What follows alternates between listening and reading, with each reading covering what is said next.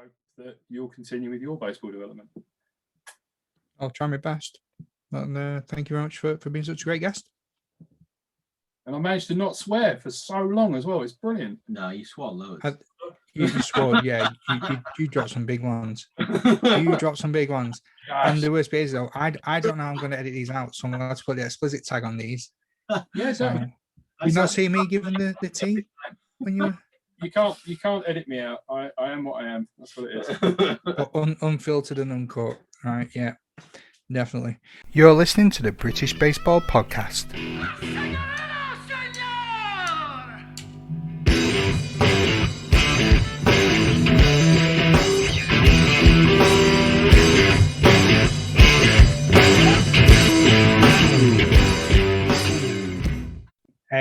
For a swing. Yeah, so we are here to talk about the glorious big taste that is John Baxendale. John, pleasure to have you on. How are you doing? I'm very good, Matt. How are you? Yeah, very well. And as always, I'm joined by the accomplice of Ian Blease. Blease Dog, what's happening? Hello, mate. You okay? Yeah, not bad. This could go anyway, really. You two seem to be enjoying a nice cold beverage, and I've got myself a pint of chocolate milkshake because I am that rock and roll on Friday.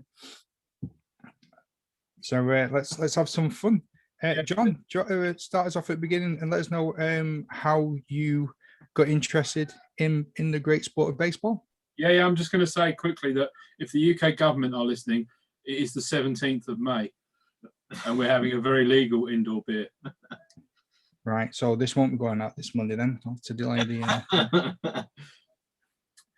Right. How did I get involved in baseball? Well, so back in the mid 80s, some of my family went to New York. One of my cousins brought me back a New York Mets t-shirt. I didn't really have any idea what it was at the time, and then obviously I found out that the Mets won the World Series in '86. Always tried to follow baseball sort of like in the papers and obviously pre-internet days, so it was quite hard following and stuff like that. Fast forward a good 15, 16 years. I was living in Brighton. I was working part-time doing door security events, stuff like that. And I happened to go to an event, or be working at an event in Brighton Marina, where they were launching something called the Walk of Fame, which was almost like a Hollywood stars kind of thing, with inscribed bricks being built into Brighton Marina, with various local celebrities, sports stars, things like that. And the Brighton Buccaneers had a brick being adorned into this walkway. And I met a chap called Andy Clark and his son Charlie, who happened to turn up in full Bucks uniform, which was kind of weird because it was a bit of a black tie event. But yeah, they came in and I had a chat with them. And then the following winter, I actually phoned Craig Savage because I got his details off the internet, off the Bucks web page. Spoke to him probably for about half an hour, probably bored the arse off him, talking about, how I played cricket so much and all this kind of thing. So I reckon I could probably turn to baseball. Looking back on it, he probably just sat there and thought, oh my God, who is this that's coming? Because I went to the first few winter training sessions. And yeah, I realized that it was a lot more difficult than it looked on TV. And I definitely wasn't as good as I thought I would be. But yeah, I stuck with it, went through winter training and started playing for the Bucks second team. Being managed by Kevin Gogan at the time. Got to meet loads of really good guys.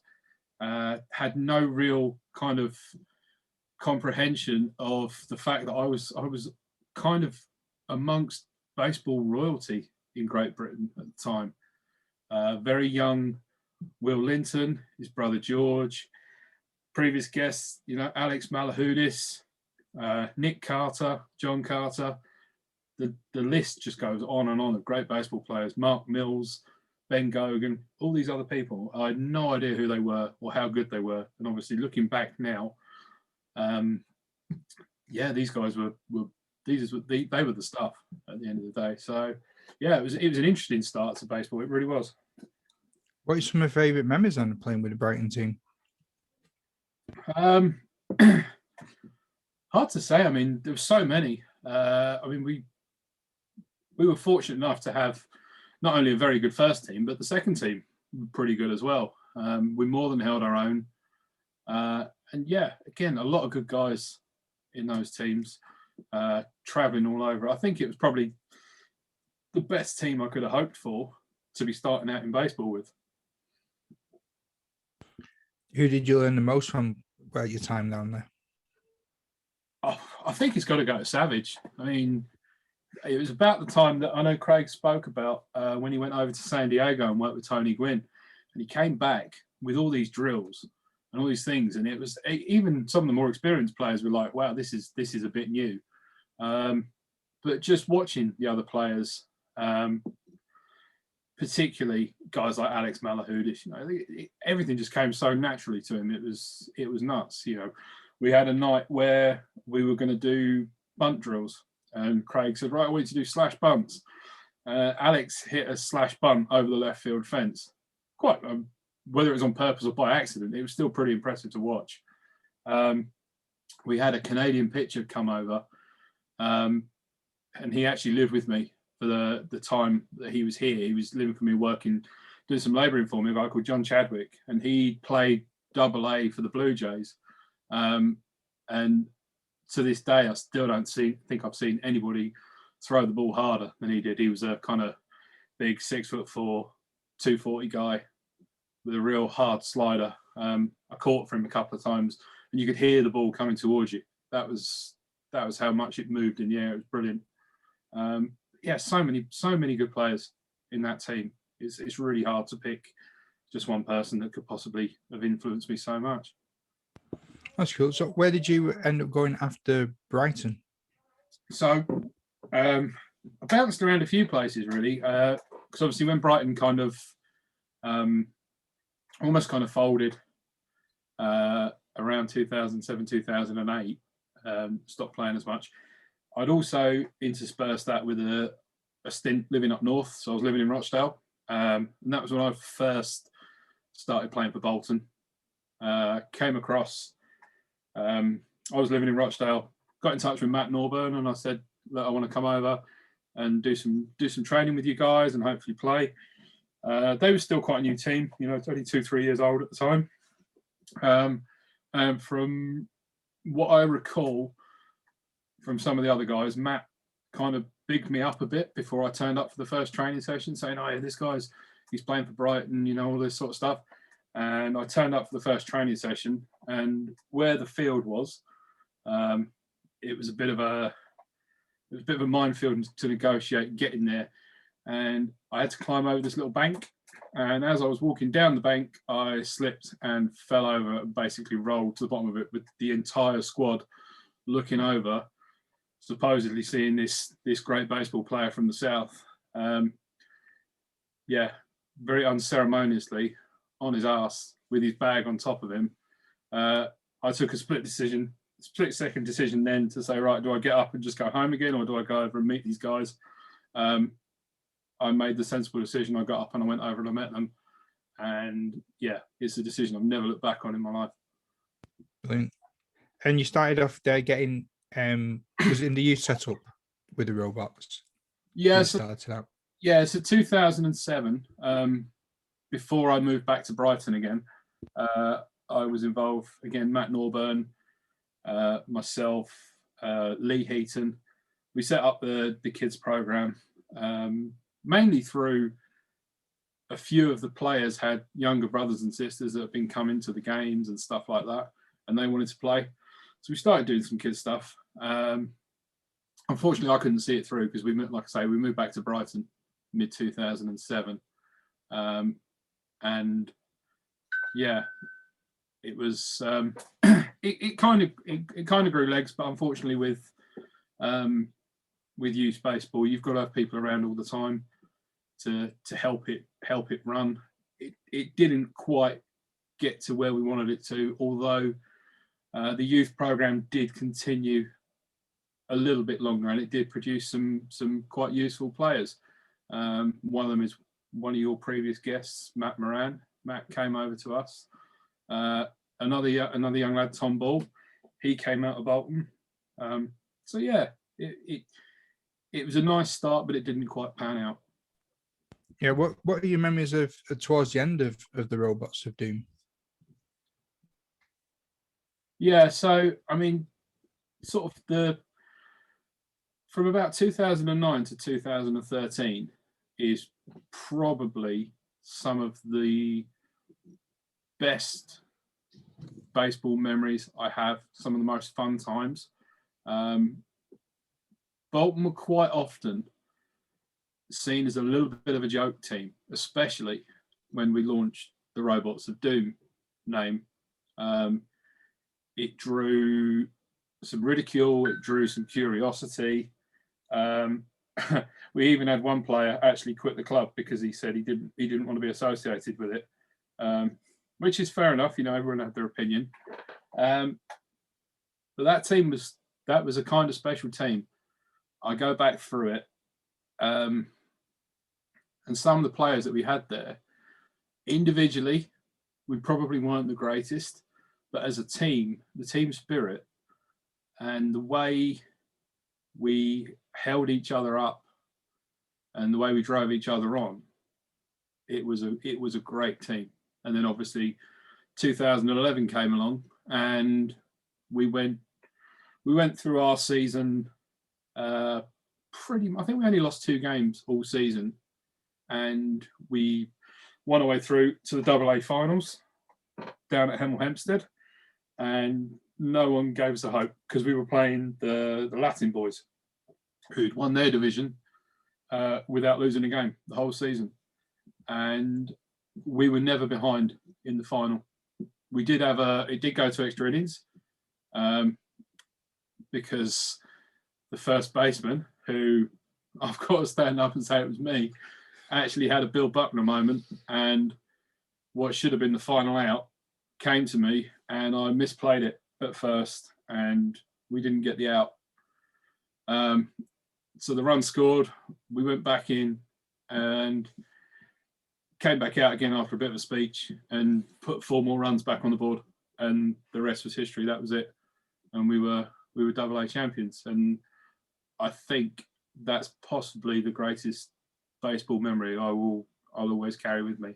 It was a very special time, a really good team, but just such a great bunch of guys. A lot of them I'm still really good friends with now. And we are trying to plan a 10-year reunion this year. So September time, I think it's actually September the 11th. So we'll have to be a bit careful with how we celebrate. But yeah, we're going to try and put something together for that. I can jump in on there and sort of go that I happened to be there for that because it was the same day that the Trojans won their first AAA national title down there, and we'd won our game on earlier in the day, and we'd been crowned champions. A few of us had gone back to the hotel, got changed, got back on the beers, and we found ourselves completely absorbed into watching the Bolton versus Latin boys game. We had a player at the time called Richard Ramos, who was known as Sergio. I'm not entirely sure why. He plays for Cartmel now, so a good player. And we were chanting Sergio. It was high drama. John's mentioned one error; he's not mentioned another one. It wasn't by him; it was by another player where there was a throw from the outfield that went past that went over the catcher. And a run came in and scored. So Bolton had 2 chances to win it, and both of them seemed to have been lost on errors. So to have the resolve to come back and win it overall, it was a fantastic day. Bolton had a player at the time that I had grown up playing with. So when I started playing when I was 14, I started playing with a young chap called Jamie Sherlock, and I mean, Jamie probably won't listen to this, and I would say it to his face if he was here, but Jamie Sherlock is probably the Ravel Morrison of British baseball. He could have had it all. He could have been such a fantastic player, and he made a few different choices in life and didn't potentially fulfill his potential. He left the game when he was about 18 or 19 and didn't come back until his mid to late 20s, I think. And he was playing in that game, and I believe he came in and pitched right towards the end of that game. Did he get the save at the end or the win at the end? Yeah, he came. So I that was the thing with that day. Rico Toniolo, he was the manager at the time, and we all turned up at Hemel, and he just said to me, he says, "You're starting on the bench." I was like, "What?" He said, "You're starting on the bench. I'm going to start Jamie at first." I was like, "Okay." So took it kind of well, but inside I was quite disappointed. Went off, had a little wander around, and then was like, "No, I'm going to be there. I'm in it with the team." And he actually brought me in. I think it was like the 5th or the 6th inning. He brought me in to pinch hit, and I hit a 2-run double, which gave us a nice cushion on the lead that we had. And Jamie, I came in at first, and Jamie took over pitching. And I mean, it was like Ian said, Jamie made some life choices, and he was nuts, but he was such an exceptional ball player. He'd taken on board a substantial amount of Bacardi on the drive down from Bolton that morning. I think we're 10 years from there, so I don't think we're really going to see any payback from that now. But he came up and he pitched a great close out of the game. And Rico always said to me afterwards, he said, "I deliberately didn't start you because I knew it would wind you up, so that when I needed you, you'd be so wound up, you'd come out and you'd just be trying to prove a point." And he got his strategy right. He really did. And I'll never forget the final out. It was Jamie was pitching still, and the catcher, I can't remember, I think it was Chris Clifton. I'm not 100% sure. It was almost a wild pitch, maybe a pass ball, but it went behind and it came back off the backstop, and the Latin boys runner who was at third tried to score, and it came back so fast that I knew that Chris just had to take the ball, and he turned around and he made the out, and I was 3/4 of the way up the first baseline to home plate with my hands in the air before the umpire made the call, because I knew it was out, and that was it, and that was the game. And it was, and there was just this dog pile. Everyone went nuts. It was just amazing. It was such a fantastic day. It was brilliant. That's so cool. And you said that's one of your favorite baseball games, but surely the big baseball story is you two. How did you two become friends, and how did you meet? And so we played against each other and knew of each other for a long time. But I suppose we became good friends not long before the first Bucks tour. So you've had John Carter on the show as well, and I know you've spoken to him about his Bucks travel team. But yeah, it was John who brought the trip to my attention. Me and a few other Trojans, Dave Martin Byers and Paul Smith came as well, and J-Bax let us know about it and was like, you guys would be great. We're playing over 35s if you want to come along. I know Carter really well. I'll put in a good word for you. And we all saw it as this once in a lifetime opportunity because it's not the cheapest thing in the world to do. But once we had a taste of that trip, we didn't have a choice. We were going to have to go and do it again. And potentially again. Well, we've done it twice so far, and we're hoping to go again in October, should the situation with COVID allow. But really, it was during that trip and the stories that we have from that first trip that we became good mates, and probably some stories I can't tell on this, but yeah, it was such a great feeling of camaraderie and such a great feeling of just such a great collective experience that we had on that trip, that it was impossible not to stay friends afterwards. And not long after that trip, John made the decision to come and join the Trojans, we've just kind of been in touch, been close ever since. So I know he made the comment before about it being about it being May 17th, but I do actually live on my own, and I am allowed a support bubble, so, and it has been John and his family throughout this time. So I'm entirely grateful for that. Plus all the snacks that his wife Heather brings. She's lots and lots of snacks. I'm surprised she's not brought food in while we're on this call, to be honest. But yeah, I think, as well, we're both Bolton Wanderers fans. Obviously, Ian doesn't live in Bolton anymore, but I've just moved. Well, I say I've just moved. 6 years ago, I've just moved back to Bolton. So yeah, I mean, and like he says, we played against each other on occasion when Liverpool played Bolton. Not as much, because obviously, as the leagues kind of changed, they're in different divisions and things like that. But yeah, it was when we came back from Arizona the first time, and things weren't really going as well as we'd hoped it would with Bolton's move to Holton, and I've fallen out with baseball. It became more of a chore than something that I was enjoying. It was getting to the point where I didn't really want to be playing 2 games every Sunday. I was quite happy to be there and help manage the team, but it was literally getting to the stage where I was having to play every game because we only had 9 players, and it's like there was no signs of development. There was no signs of getting extra people in and stuff like that. And I think it kind of coincided with me just saying, you know what, I'm quite happy to go to Liverpool, even if I don't play as much. I like being involved at a higher standard of baseball. It's no discredit to the guys at Bolton or the guys that were left with what they were doing, but it just wasn't something I was enjoying. And if you're not enjoying it, why are you doing it at the end of the day? Very true. Was it then the Liverpool Trojans that made you fall back in love with baseball, or was it something else? I think going to Arizona made me fall back in love with baseball. I mean, I wouldn't say I fell out of love with baseball. I was having a hard time with it. And it was, I think it comes to a lot of us as well as you start to get older as well. I wasn't playing as well as I had done.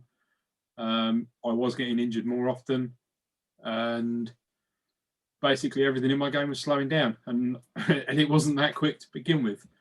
So yeah, going to Arizona and just being there and experiencing what we did, it was fantastic. I mean, I couldn't recommend it highly enough to anybody. If they wanted to get involved, go and do it. And I'm sure everybody that's been on the Bucks tour will tell you exactly the same. I do regret to this day that I didn't go on the Field of Dreams tour, but it just wasn't possible for me with family commitments and financial commitments, because none of these tours are cheap. But yeah, going to Arizona and then coming back and being involved with the Trojans, I started to enjoy my baseball more. I think to jump on the back of that, if I can, Matt, just for a second. So I'm a couple of years younger than John, and I'm probably approaching a similar stage of my career as he was at the time. And you have games where you play really well, and playing is everything that you want to do all the time. But then you also have more games than you used to have when you were younger, where it doesn't go so well, and then to be asked to go out there and do it again, it can be a little bit demoralizing. It's sometimes hard to keep the motivation up. I mean, I'm working really hard to try and defy the years and keep playing as long as possible. But yeah, I mean, I saw John play when he was sort of 30, 31, 32. And then I saw John play when he was 42, and he's sitting right next to me. I know he won't mind me saying that they weren't the same player. You know, he could still go after the first pitch fastball with no doubt in my mind, but defensively it hadn't stayed the same. And I think I'm going the same way now as I approach at the similar age to what he was at the time. So we'll just see how long we can keep going. I'm just getting That's worn. pretty interesting. I'm getting old and worn out, man. You know, I've had to start wearing glasses. That was one of the problems. I hadn't really figured out the fact that I couldn't see the ball anymore, and that was why I wasn't hitting it. So he's becoming an umpire instead. Yeah. But then I've got my glasses and everything's good, but I have a problem with distance vision, so I've got distance vision glasses, which is great until the ball gets to about 2 feet in front of me. When you're trying to time it with a bat, seeing it from behind the plate, that's a completely different game. But I've had knee surgery this year, and yeah, it's time. You know, I was at the physio this morning getting discharged, and he said, "Anything else wrong?" And I said, "Yeah, my shoulder hurts." And he's like, "Yeah, it's probably from 20 years of throwing a baseball." And I'm like, "Yeah, you're probably right." So yeah, I think I've taken the right decision now in stepping back from trying to play, because I think I'd disappoint myself if I can't play to a level where I think is acceptable. It's just gonna frustrate me, and I won't enjoy it anymore. Fair enough. So was that then the deciding factor in becoming an umpire? Did you just want to stay involved in the game? It was a big part of it. I mean, I did my first umpires course in 2014 with Darren Muller and Petter Nordberg, and it didn't sink in at the time. But one of the things they said was, and they always say this to players, is that you can't become an umpire until you're ready to finish playing. And I think at the time I was like, yeah, whatever. I can just kind of fit it in both. And as it happened, I couldn't. I still wanted to keep playing. So umpiring took a kind of a back seat. And then I kind of made the decision last year was going to be my last year anyway. And then obviously COVID struck, and it really made it the last year. But yeah, I still had all my umpire kit, and I was like, you know what, I want to take this to another level. I really want to get into it. So I started reading up again. I got in touch with Gabor, and he's really pointed me in all the right directions, helped me along the way.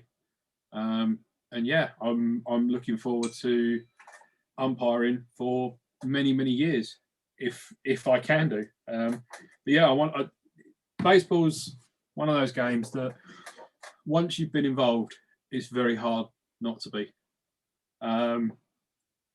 And I think that over the 20 years that I've been with baseball's really given me a lot. I've got friends all over the world. I've played on, hang on, I'm going to do a Conor Baker Latham here. I've played on 2 different continents.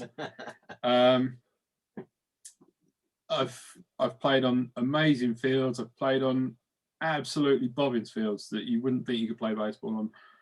I've got some wonderful friends that I've had 15 years, some longer, and hopefully we'll all stay friends. One of the things that really made me think about being an umpire or staying with umpiring was when we did Battle of Britain in September, and sharing a couple of beers with Gavin Marshall, and he said, baseball in Britain keeps going because there are people that are willing to go out and help baseball for the simple reason that baseball has given them so much. And to me, I think, well, yeah, that makes perfect sense. Why wouldn't I want to keep doing umpiring? Why wouldn't I want to do? I've got to be honest. I'm not a coach. I have no tolerance for children. I've very little tolerance for my own children. Never mind other people's. So coaching kids was never really going to be my way of doing things. So umpiring made a lot of sense to me. Obviously, as a former catcher, I'm familiar to the position. And it's a great way of just being involved. It really is. So with umpires, is it right to say there's a bit of a shortage of them in this country? Absolutely. Yeah. Sell it to people then. People that are thinking of hanging up the cleats and maybe want to stay in the game, pitch it to us. Why should umpiring be the way forward when you feel like you're coming towards the end of your career? I don't think it's so much as saying it should be the way forward, because it's not for everybody. It is quite high pressure. You've got to be pretty thick-skinned. You need to be able to think quite quickly, although not everyone always demonstrates that, or as that may be perceived by people. But yeah, there is unquestionably a shortage of umpires in this country. And we need to address it. And the thing is, there are people that are addressing it. I've already spoken about Gabor. He's doing an amazing job of working on training plans. There's a program in progress with the WBSC following their training regime. The opportunities that are out there for people that want to be umpires, there's loads. You don't have to come in and go, right, oh, I want to be the best I can. You just say, I'll be quite happy to come and club umpire.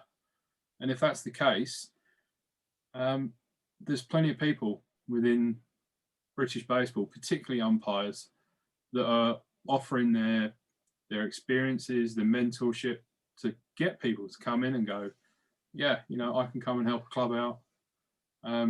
Particularly ex-players. Ex-players don't necessarily make the best umpires, because you'd be amazed how many players don't actually know the rules. But a really good understanding of the game, it does make it a hell of a lot easier. It really does.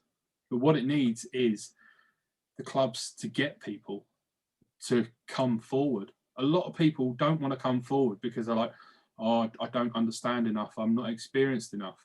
That doesn't matter. We can teach you how to be experienced enough. We can teach you how to understand it. What we've got to get over is the first hurdle of getting people to volunteer to do it. You don't even have to volunteer, because you'll get paid to do it. You should get paid. If you're umpiring for your club, you're entitled to saying, well, I want to take some money for this. And clubs need to get on board with the fact that if they're going to have umpires, they need to pay for them. The top level umpires, we all get paid for our games, as we should do. But it's just getting people to take that first step and get involved. And there might be guys out there that aren't the best players. They could be fantastic umpires. No one knows until they come and give it a go. And like we say, there are resources there for people to utilise to come and learn how to do it. And who knows, the sky's the limit. There are a couple of European umpires that have now gone over. They're doing minor league baseball. Professional umpires doing minor league baseball, working their way up the ladder to become major league umpires.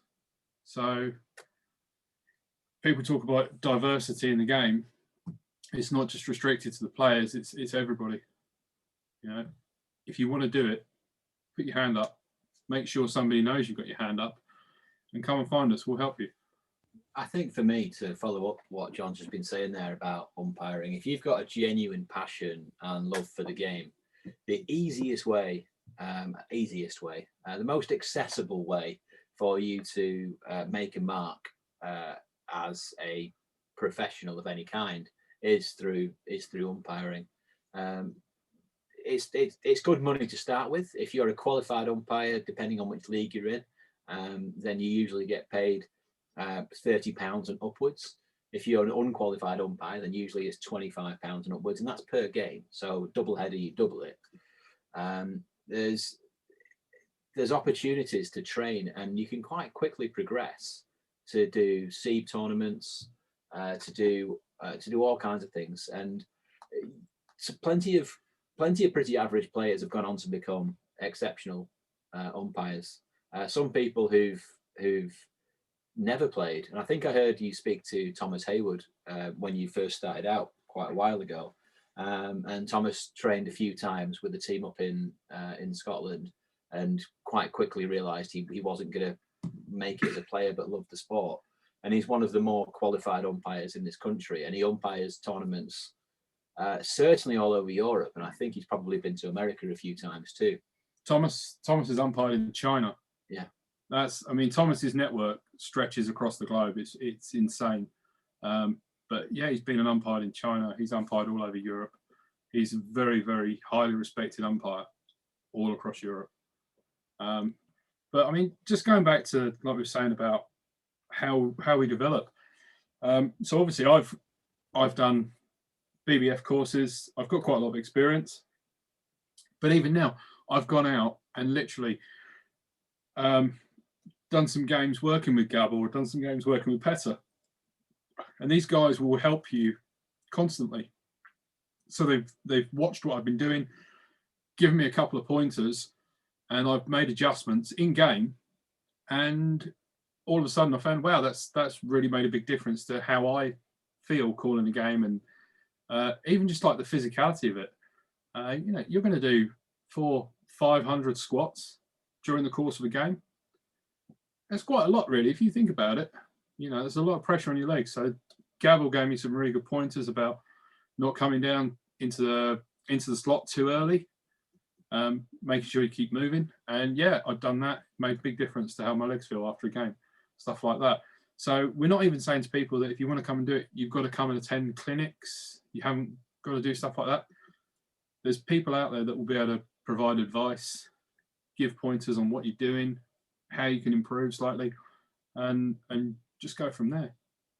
So now we're getting on to one of my favourite parts of the show, and the guest's least favourite part of the show. It's the listener questions.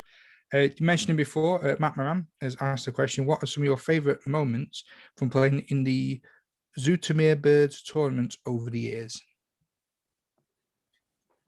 Yeah, that's a really good question. I've got a lot of time for Matt. I remember when he came to us first, as this really, really keen kid.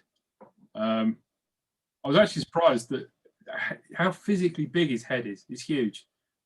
He was given the nickname Swede when he was at Bolton. Hopefully he'll appreciate me saying that.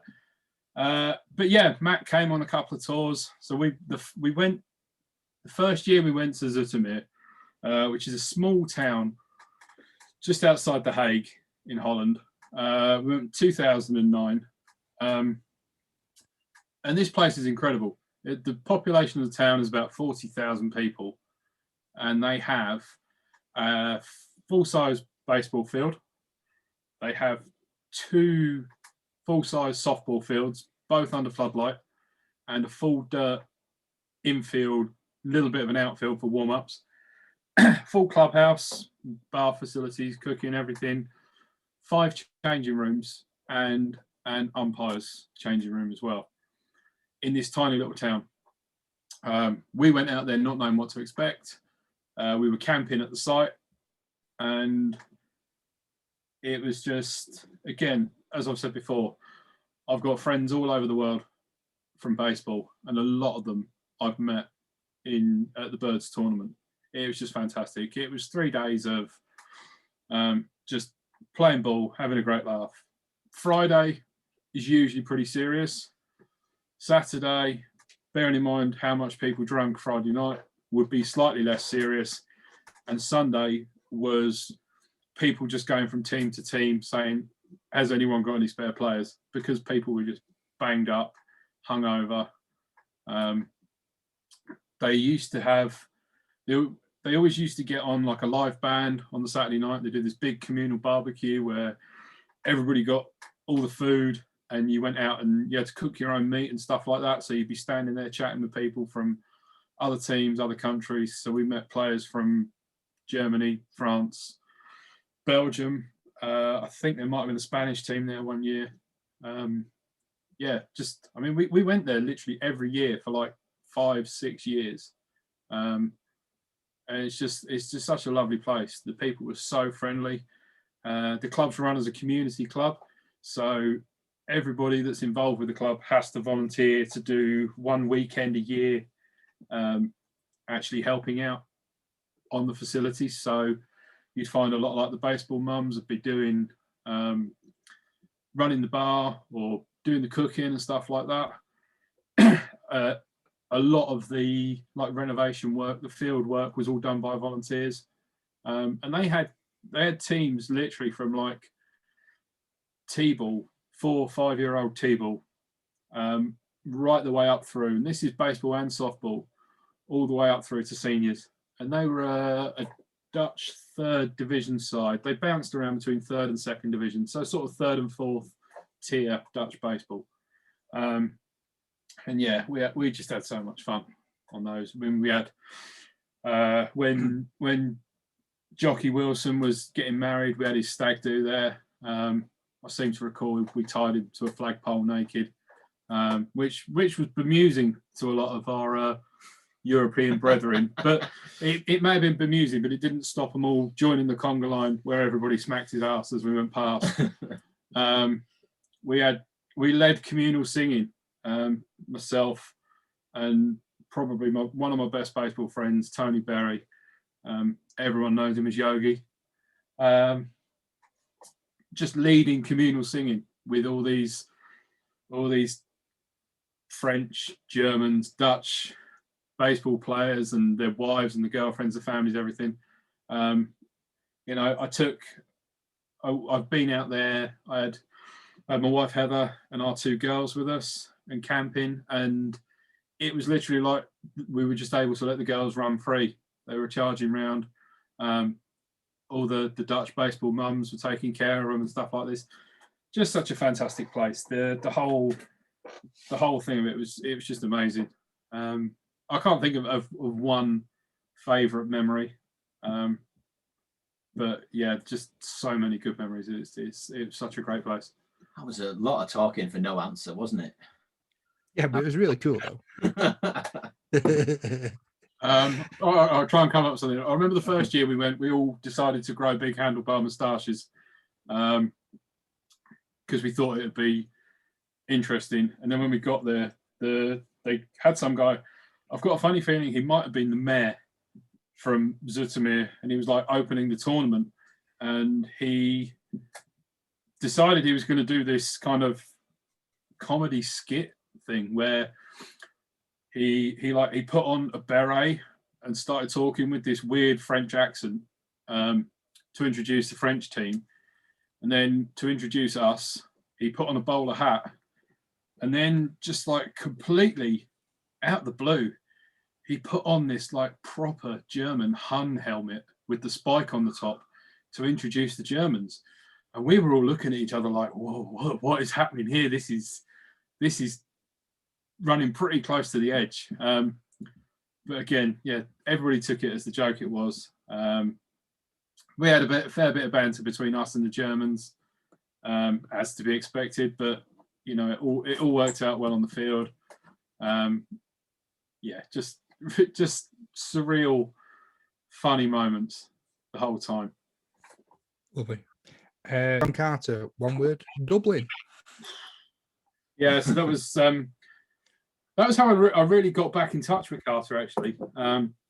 So 2008, Bolton went over to Ireland playing the Dublin tournament. So it was against the Irish national team, most of whom landed for the first time in Ireland in their lives from America that weekend. I'm going to say the London Metros, because I think it was the Metros team at the time, including Josh Chetwin, Liam Carroll, a few other players we knew were there. And then there was the original inception of Ray Brownlee's Northern Knights.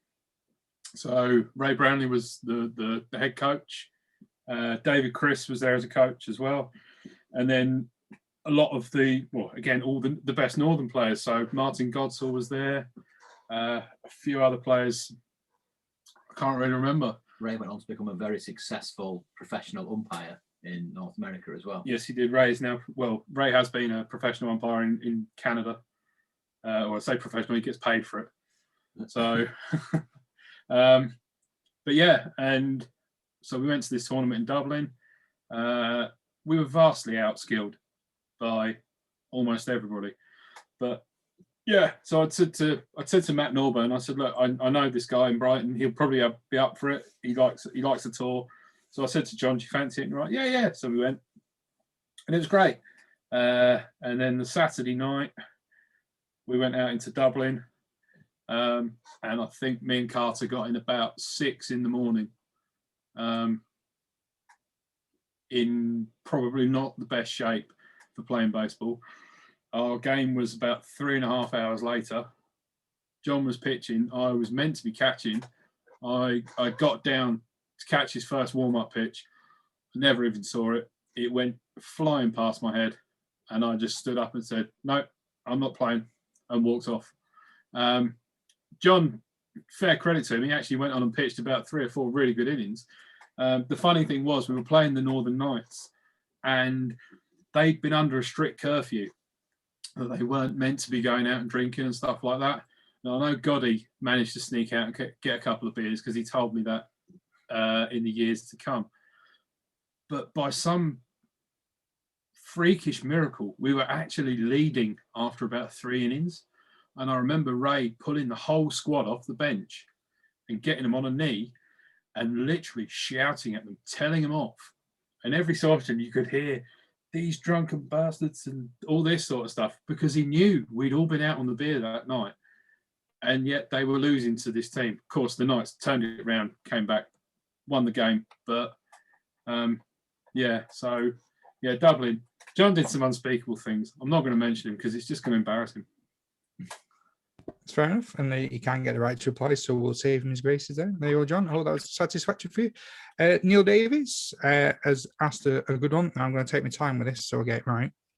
If a ball caught in the outfield is thrown to an infielder who relays the ball to home, sending it out of bounds off the catcher while attempting to retire the third runner, I think it is, who tagged up, but runner 1 has passed the second base at the time of the catch and retreats to first base without touching second base, where do you award R1 on the dead ball? Yeah. Can I veto that one? That's one that you really need to put.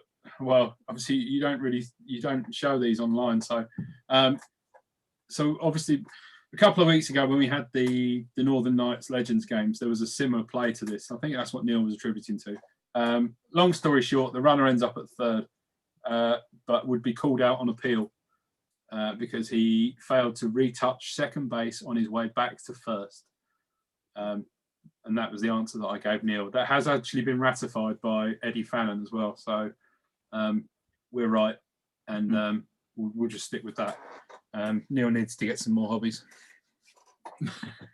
Dale Hagen has asked, if you could relive one moment and one season in baseball, what would they be and why? Dad, I think I've already answered that. Obviously, Dale, I've known Dale a long time.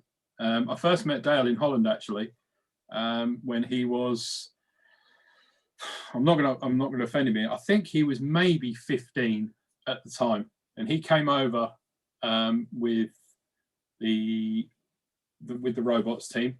It was a year that I hadn't been playing up north, so it might have been 2012. I think was the first time I met him, and he was a really good ball player, but I'd been warned. They said, "Oh yeah, Dale, really nice kid, but he doesn't shut up."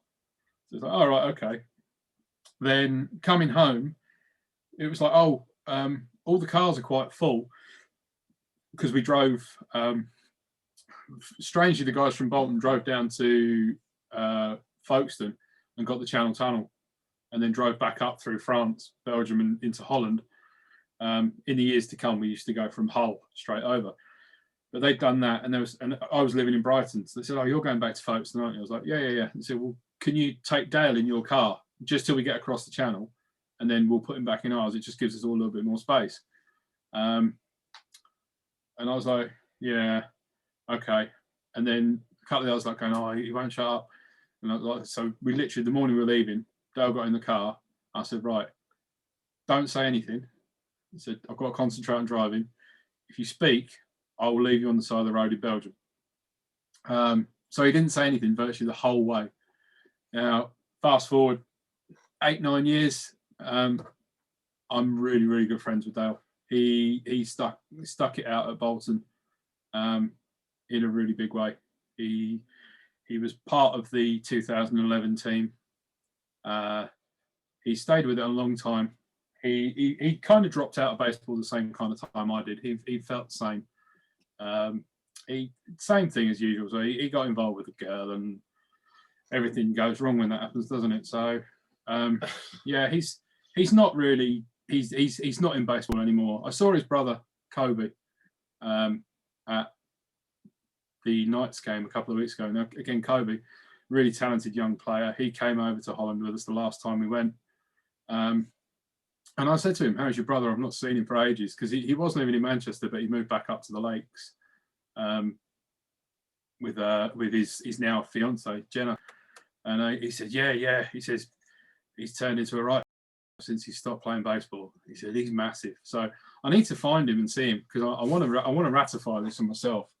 But yeah, no, Dale is a really great guy. And yeah, I think absolutely if I could play one moment out again, it would definitely be that 2011 final. That good fella on your right has asked 2 questions as well. Do you want to ask him, Ian, or Shy? Did he ask 2 questions? He did. Okay. So I can remember one of them, and one of them was the serious one. So I'll save that one for next. So here's one I've just thought of. What's your go-to karaoke song?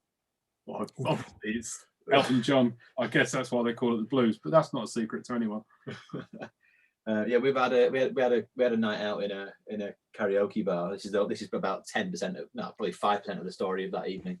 We had a night out in a karaoke bar in Arizona, and I didn't know John could sing. He claimed he could sing, but he claims he can do a lot of things. And he got called up to sing this song, and the whole room was just fixated as he belted out this 80s ballad by Elton John. And yeah, it was. Did you sing it to? Was it Hendu that was it? Yes. Yeah, there was a Hendu that was in, and John just sang at the hen, which was hilarious. It was. I mean, I don't know. Maybe you had to be there. I found it hilarious, but it was brilliant because she just got more and more uncomfortable as the song went on, and therefore John fed off that. But yeah, it was great. They didn't stay for much longer. Weird. So, but yeah, and the next question is a more serious baseball question. I spent most of my career playing baseball behind the now British Baseball Hall of Famer Martin Godsall, and few people had more success against him than the guest on today's show, John Baxendale. And I wonder what was your secret? How did you get so many hits off one of the best hitters in one of the best pitchers that the game's seen in this country? I basically went with the attitude that I was always going to see a first pitch fastball, because whenever I'd seen Gotti play, that always seemed to be his go-to. The mistake I made was telling my colleague here, Mr. Blees, because the following season, I didn't get thrown a first pitch fastball, which I was quite disappointed about. I think I did actually get one hit off him that day, but that was about it. But he'd obviously let my secret slip. And yeah, but yeah, that was it. I just there was no easy way to face Gotti. You went up and you were like, you've just got to swing. You have to swing, because he was too consistent. He would throw a strike, whether you wanted him to or not. He was going to throw a strike. So I kind of went with the attitude, well, I'll swing the bat at the first one I see. If I get on it, fantastic, because chances are you won't see another one. I actually remember the hit that John's talking about, and there's quite a famous clip where I think it was Vladimir Guerrero throws the bat at a pitch that's fooled him, and it wasn't quite as extreme as that, but it wasn't far off. It was actually, in terms of, ordinarily you'd expect it to foul the pitch off, because it was one of those quite late swings at a slider breaking to the inside half of the plate, and he just managed to get the barrel on there, and it went up over my head, and I'm running back on it, and I know I'm giving it everything that I've got, and I know that I've not got to play on this at all, and it drops in, and J-Bax, a friend of mine, is just stood on first base smiling at me, So, in all honesty, a taller or less fat second baseman would have caught it. I was playing first base. Stance. Brilliant. Chris Gary has asked, apart from me, who's your favourite player? And James Mann sort of nominated himself for that answer, but do you have a favourite player? Chris Gary would be one of my favourite players, but he's never done anything to actually earn that title as player. So no, not Chris. James Moran, yeah, James is a great guy. He was on the last Arizona tour. I'd never really met him that much. But he's not my favourite player. Wow, that's a tricky one. I mean, favourite player on a friendship basis, I've got Bleeze here, Tony Berry, who I've mentioned before, a few other people like that. On ability basis, wow, I mean, Gavin Marshall. Gavin is just pure entertainment when he plays. He really is. It's his pitching is brilliant, as it always has been. But his approach to the game is so different. So when I was calling the Knights game a couple of weeks ago, Gavin's still one of the only players that will ask, if he fouls a pitch off, he'll ask whether it's a pitch or a strike, which is weird because you'd expect that out of more people. And yeah, he struck out looking, and he tried to sell it so well in that he started to make his charge down to first base, but immediately peeled off, knowing that I was going to call him. Favorite player to watch play? I'm going to go all fangirl, and I'm just going to say Malahudis. He was just Alex. Not only was he one of the most talented players I've seen, it just seemed to come so easily. But what always struck me the most, and I put this in a comment after his interview with you, is that he always played the game with this biggest smile on his face. He was just the nicest guy. He was so approachable. So yeah, I'm going to say on an ability basis, it's Alex or Gav. They're just out there they're on a different level. They really were. What about Major Leaguers? Major League? Yeah. Well, it's Bart Day, isn't it? Bartolo Colon. It's 4 years since he hit his home run. 5 years. That would never happen. Yeah, I just any major leaguer. I just love watching major leaguers play. Just the way they make the things look so simple. That also draws the comparisons to Chris Gary as well. And yeah, the fact that we regularly, Chris has been known as Bartolo for a long time. I think possibly largely before Bartolo's freak home run. Chris did hit one home run, which happens to be a grand slam, and he's never shut up about it since. Which he only mentions at least on the hour every hour. Yeah. But yeah, that's probably a good comparison with Chris and Bartolo there. I know they're that about Chris. Like literally every time I speak to Chris, we talk about Red Dwarf. That's what we talk about all the time. Is he talking about himself when he's sunburned? No comment. Liam J. Hamilton, how is his huge collection of toolboxes and how are they looking these days? Yeah, my toolboxes are actually looking pretty nice at the moment. A lot of people may have seen last year I built myself a nice little workshop and with some help. Yeah, well, yeah, I had some support from Bleeze there, technical management, something like that. Yeah, it's still a work in progress. I now have a little umpire gear corner where I built some racking and some hanging rails for my umpire kit. So to put it in the words of my wife, get that shit out of my garage. So I have done. Yeah, it's coming along. I'm not really using the toolboxes so much anymore because I don't go anywhere with my tools. It's all based at home. So, but Hamo's always welcome to come around and have a look if he wants to inspect my toolbox. There you go. Neil sort of asked something we touched on before. I don't know if there's anything more we can add to this, but he also asked, what do you think can and or should be done to increase the number and standard of umpiring in this country? I just want to say as well that Bernard Di Lorenzo has followed up as well, saying that him being part of the ABUAGB for years, he talks about the clinics and some of the stuff there too. So is there anything else you want to add to what BJ put into what we've already touched on? Yeah, I mean, BJ's a really, really experienced old umpire from this neck of the woods.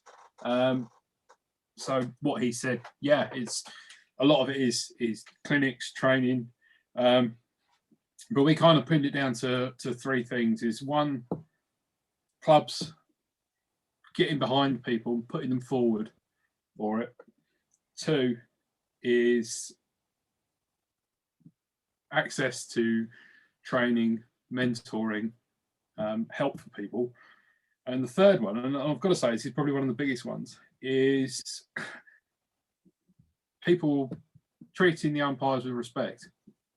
It sounds a little bit cliched, but everybody's very quick to point out the mistakes the umpires make. That how many people are really would be that keen to step up and take their shoes? You know, we're not professionals. We're only human. We will make mistakes. We're out there doing it because we want to. You know, if we're not there doing it, no one else is, and you haven't really got a game without us. So they've been the three things that I've really pushed towards it.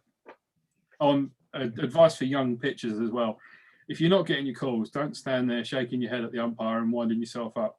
One, it's not going to change the call, and two, you're just making yourself more wound up and you're going to throw worse.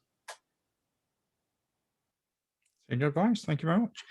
So now we're down to the last three questions. We're in the bottom of the seventh, and the answers are either going to be strikes or you're going to get hits, and so you can load the bases. So, John, do you have any hidden talents? Probably the singing, surely. Yeah, probably the singing. Yeah, I've got to be honest, I don't know if I have any talents really. No. I mean, he does. It's just that he doesn't. You know, he does them professionally. So, so in terms of, you know, he knocked up this workshop virtually on his own in no time. You know, I say in no time, but in his spare time. He did the majority of the building in a week while he had the time off work. And for someone like me, I could never do that on my own. You know, I made a comment that I came to help before. I did virtually nothing. I held things while John nailed them in, basically. So, you know, but so that's a talent. And like I said before, the singing was something I didn't see coming. So he definitely does. Cool, I'm a pretty good cook as well, which is no surprise to anybody that's seen me. What are you most afraid of? Shaving.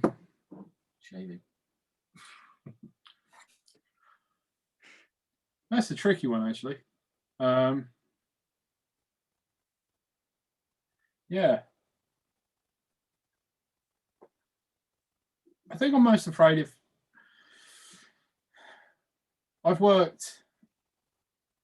A lot of people that know me know I work away from home a lot of the time. Most of my last 14 years of working, I've sacrificed a lot of time away from my family. I'd hate for that to not result in something good. I've got two beautiful girls. I've put the first one through private school. The second one's going through it now. And I'm not saying that to boast in any kind of way. We've had to sacrifice a lot of things for me to do it. It was my choice. Whether people agree with it or not, that's fine. I really hope that the opportunities that I've created for them, they can take full advantage of and go on and have wonderfully successful lives. But most of all, just happy lives. I think that would be my biggest fear, that if my children weren't happy in their grown-up lives. I don't care about them. If they're miserable now, it's their fault. Fair enough. But yeah, I feel you on that one. Last one. Do you have any guilty pleasures? I'm a New York Mets and Bolton Wanderers fan, so you can take from that what you want to. Full BDSM, don't you? Yeah. I have ridiculous musical tastes. I literally listen to everything. If I like the sound of it, I listen to it, and that's that. I can't change that. I go back. I mean, I don't have a CD collection anymore because it's all in boxes in the loft. Some of the younger listeners would be like, "What's a CD?" But yeah, I'd say music is probably my biggest guilty pleasure, and eclectic, weird, just odd music. Whenever we're in Arizona, it's always John's usually got a car, and I spend a lot of time riding to different towns and different games and things like that. And it's usually while we're there, he's always in a very country mood. When in Rome. and I've there are some lyrics in country music that you just wouldn't see. You don't see coming.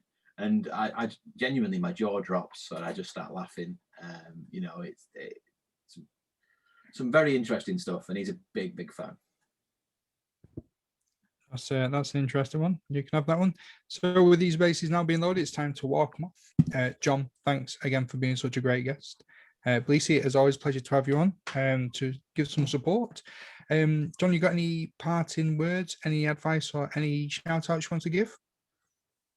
Yeah, I mean, like I say, baseball's given me 20 years of just mainly brilliant memories. I've met some wonderful people.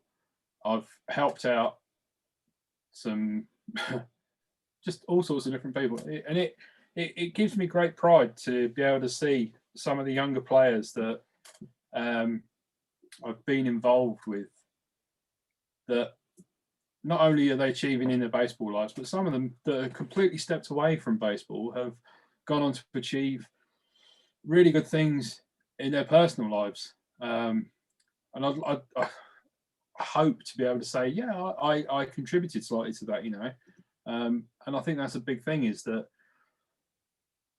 these teams, managers, coaches, you've got these young guys or young players, sorry, young guys and girls under your tutelage, and they're looking at you for guidance. So to be able to sort of say, yeah, go on and just be good in baseball, be good in life, just do everything. To see them achieve is actually really, really nice. And